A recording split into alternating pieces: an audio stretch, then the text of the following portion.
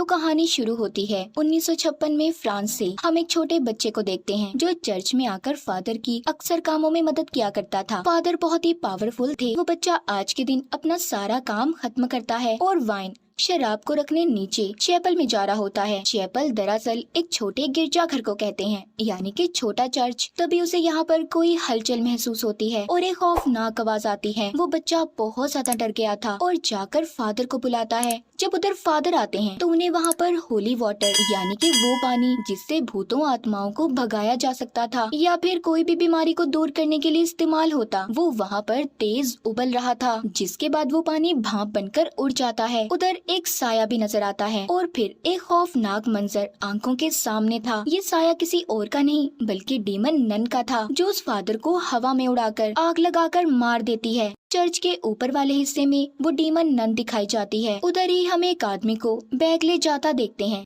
अब आगे कहानी में हमें एक सिस्टर आयरीन दिखाई जाती है। वो एक दूसरे चर्च में रहकर अपनी जिंदगी गुजार रही थी। वहीं पर एक लड़की डेब्रा भी थी जिसको उसके डैड ने चर्च में भेजा था। आयरीन उससे बात करती है कि मेरे डैड मुझे बिल्कुल भी पसंद नहीं करते थे। उसे इसलिए पसंद नहीं करते थे क्योंकि आयरन को अक्सर जो कुछ भी बुरा होने वाला होता था उसे पहले ही पता चल जाता था। खैर अब यहाँ पर चर्च में नन डीमन के बारे में बातें चल रही थी। अब कहानी शिफ्ट दोबारा से फ्रांस में होती है। हम एक हॉस्टल स्कूल को देखते हैं जहाँ पर मॉरिस नाम का एक आदमी काम किया करता था। उस हॉस्टल को एक मैडम चलाती थी। वो मॉरिस से बहुत ज्यादा गुस्से में बात करती है। उसकी वजह ये थी कि उस मैडम का बेटा कुछ सालों पहले इसी स्कूल की चैपल में मर गया था, जिस वजह से वो चिड़चिड़ी हो गयी। बस यही वजह थी कि वो हर किसी से गुस्से में बात किया करती थी। इसी स्कूल हॉस्टल में एक बहुत प्यारी बच्ची सोफी भी पढ़ती है। उसकी मॉरिस से काफी अच्छी दोस्ती होती है। यहीं पर कुछ लड़कियां जो अक्सर सोफी को तंग किया करती थी, मॉरिस उन्हें उनसे हमेशा बचाता। मगर मॉरिस के साथ कुछ तो गड़बड़ थी। वो अजीब अजीब हरकतें किया करता था। एक दिन एक लड़की जब स्कूल में सामान देने आती है तो वो मॉरिस को अजीब हालत में देखती है। वो बाहर बैठा कॉकरोचेस खा रहा था क्योंकि कॉकरोचेस लाल बैग को साफ करने के लिए इसी स्कूल की मैडम ने बोला था। मॉरिस के अंदर से अचानक से डीमन नन बाहर आती है और उस लड़की को मार देती है। उसके अंदर भी डीमन नन थी। मतलब जिस आदमी को हमने कहानी के शुरू में देखा जिसके हाथ में बैग था वो कोई और नहीं बल्कि मॉरिस ही था जिसके अंदर नन थी। वो डीमन नन ऐसे ही सबको नहीं मार रही थी। इसके पीछे कोई तो राज छुपा हुआ था जो हमें आगे आगे कहानी में पता चलेगा। उधर आयरीन को भी अजीब अजीब ख्याल आ रहे थे। उसे सपने में मॉरिस दिखाई देता है जो उससे मदद मांग रहा था। तभी अचानक से डीमन नन आकर उसको डराती है जिससे उसकी आंखें खुल गई थी, जिस वजह से वो बहुत ज्यादा डर जाती है।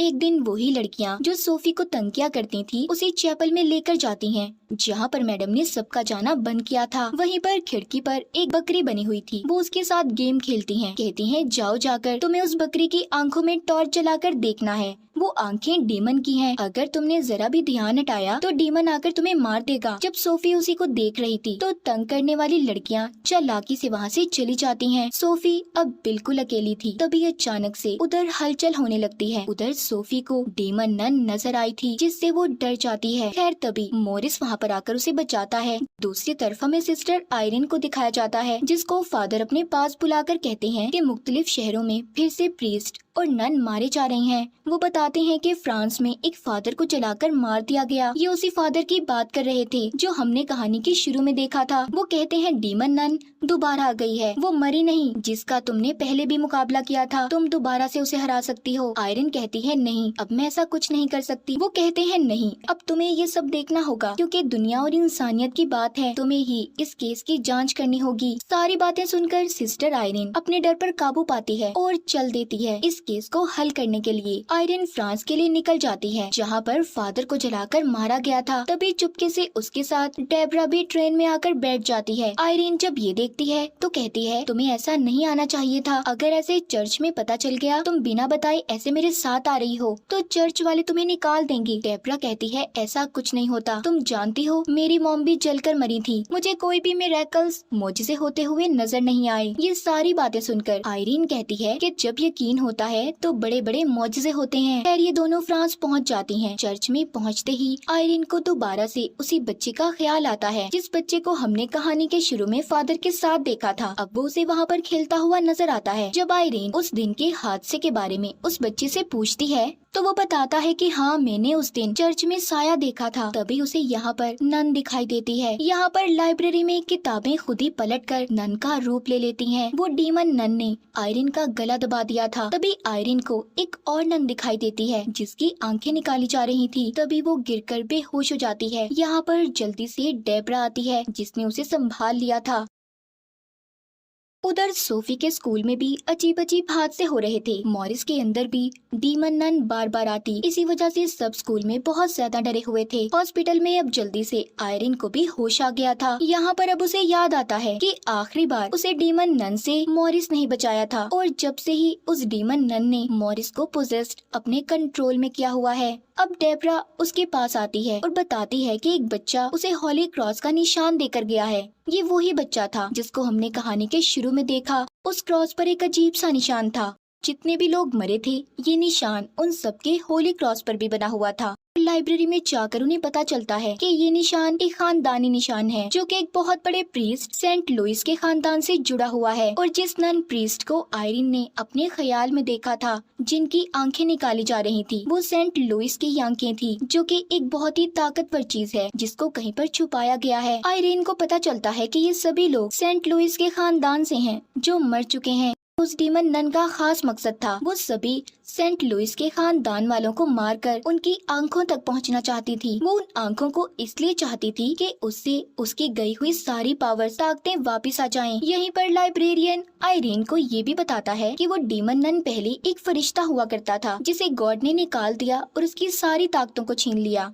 उस जगह का पता भी बताता है जहाँ पर जाकर सारी चीजों के बारे में उन्हें जानकारी मिल सकती है। वो बताता है वो आंखें यहाँ से कुछ दूर एक खाली चैपल में दफन की गई हैं, जहाँ पर पहले वाइन शराब की भी एक फैक्ट्री हुआ करती थी, मगर बाद में उस जगह पर एक हॉस्टल स्कूल बना दिया गया। लाइब्रेरियन उसी हॉस्टल स्कूल की बात कर रहा था जहाँ पर मॉरिस काम करता था। मतलब मॉरिस उस हॉस्टल स्कूल में काम के बहाने उन्हीं आंखों को ढूंढ रहा था, यानी कि वो डीमन नन जिसने मॉरिस को पोजेस्ड कंट्रोल किया हुआ था, वो उन्हीं को ढूंढ रही थी। ये सुनते ही आयरिन और डेब्रा हॉस्टल की तरफ निकल पड़ती हैं। तभी हम देखते हैं कि मॉरिस को न जाने क्या हो गया था। वो उसी चैपल के आगे बैठा अपने सर को मार रहा था, जिसे स्कूल की मैडम भी देख लेती हैं। वो उसे होश में लाकर कहती हैं कि तुम्हारी तबीयत नहीं ठीक, जाओ जाकर थोड़ी देर आराम करो। मॉरिस बस बार बार यही कह रहा था कि मैं नहीं जानता मैं यहाँ पर कैसे आया हूँ। तभी मैडम को उसी चैपल से अजीब सी आवाजें आने लगती हैं। जब वो वहाँ पर ताला खोलकर देखने जाती हैं, तभी उन्हें वहाँ पर अपने ही मरे हुए बेटे का भूत दिखाई देता है जो उन्हें डरा रहा था। यहाँ पर मैडम के बेटे की आत्मा को कोई और नहीं बल्कि डीमन नन ही कंट्रोल कर रही थी। अब वो मैडम के बेटे की आत्मा का इस्तेमाल करके उसी से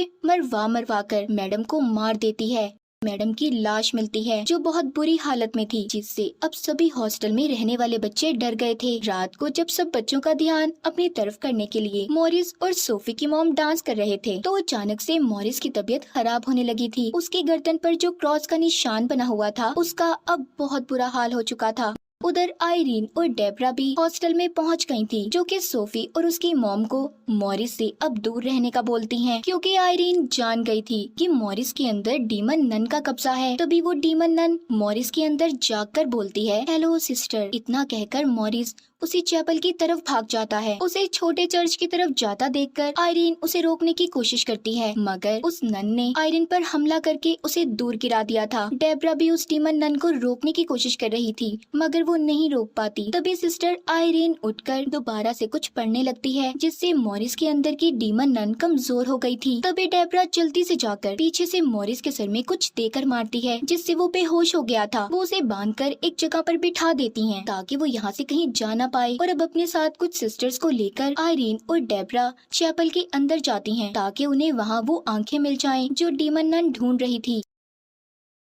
सोफी भी उस छोटे चर्च में उनके साथ जाती है। वो उन्हें वो खिड़की भी दिखाती है जिस पर बकरी बनी हुई थी। वो कहती है कि क्या पता सेंट लुइस के खानदान वालों ने इसे बनाया हो, ताकि अगला कोई भी उनसे जुड़ा हुआ या उनके खानदान से यहाँ पर आए तो उसे वो आंखें मिल जाएं। वो बताती है कि अगर इस बकरी की आंखों पर सूरज की रोशनी पड़ती है तो ये चमकती हैं। अब ये देखने के लिए डेब्रा हाथ में पकड़ी टॉर्च को जब उसके ऊपर मारती है, तो उस बकरी की आंखों से लेजर रोशनी निकलती है जो इन्हें रास्ता बता बताती है कि आंखें कहाँ पर दफन है। अब ये उसे निकाल लेती हैं, जो एक बक्से में बंद थी। तभी मॉरिस भी जाग गया था। बाहर सभी बच्चों को डीमन नन अपने असली रूप में आकर डराने लगती है। डेब्रा उधर जाकर उन बच्चों को बचाती है। ये भागकर सभी एक कमरे में चले गए थे, जहाँ पर उसी मैडम का भूत इनको डराता है, जिसको चैपल में डीमन नन ने मारा था। उधर सोफी के साथ आयरीन भी थी। उधर पोजेस्ड मॉरिस भी आ गया था, जो सिस्टर आयरीन से वो खास आंखें छीनने की कोशिश करता है, मगर उन्हें सोफी लेकर भाग जाती है, जो कि एक बक्से में बंद थी। सोफी जैसे तैसे करके उससे बचकर भाग रही थी। वो ऊपर पहुंच जाती है, जहाँ पर एक साइड से बिल्डिंग भी टूटने वाली थी। ये सब कुछ उन्हीं आंखों की ताकत की वजह से हो रहा था। तभी उनमें से एक तेज पीले रंग की रोशनी बाहर आती है, जिसके करीब अब डीमन नन भी नहीं आ सकती थी।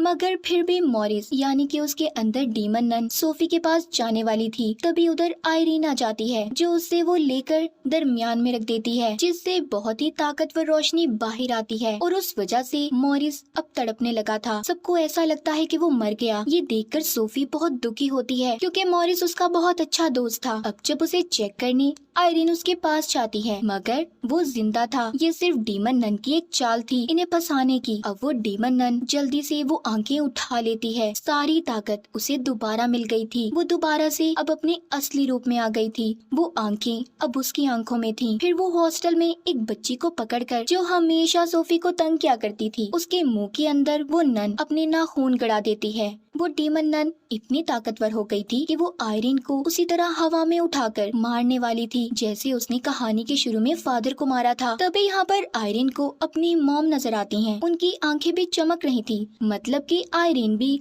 सेंट लुइस के खानदान से थी। उसके अंदर तो खुद ताकत थी। वो अपने अंदर की पावर्स को जगाकर उस आग को बुझा देती है, जो डीमन नन ने उसे लगाई थी। मतलब कि अगर आप सेंट लुइस के खानदान से हो तो उन बुरी ताकतों को हरा सकते हो। अब ये सब देखकर डीमन नन बहुत ज्यादा चिढ़ जाती है, इसलिए वो सोफी पर हमला करती है। आयरीन यहाँ पर सबको प्रेयर इबादत करने का कहती है। ये बात नोटिस करती है कि इधर वाइन है, क्योंकि जैसे लाइब्रेरियन ने बताया था कि उधर पहले वाइन फैक्ट्री भी हुआ करती थी, और चर्च में वाइन पर प्रेयर इबादत करने से वो जीसस का खून बन जाती है। अब वो दोनों यकीन के साथ जब ये सब करती हैं, वो वाइन खून में तब्दील होकर उस डीमन नन को खत्म कर देती है। आयरीन ने उसे हेल नर्क दोजक में भेज दिया था। हमें सब कुछ बिल्कुल ठीक होता दिखाया जाता है। अब कहानी के आखिर में हमें 2 पैरानॉर्मल इन्वेस्टिगेटर दिखाए जाते हैं, जो कि भूत प्रेत आत्माओं से बात कर सकते थे, जिनको चर्च से कॉल आई थी, यानी कि एक नए केस को उन्होंने हल करना था। और इसी के साथ इस फिल्म की कहानी भी यहीं पर खत्म हो जाती है।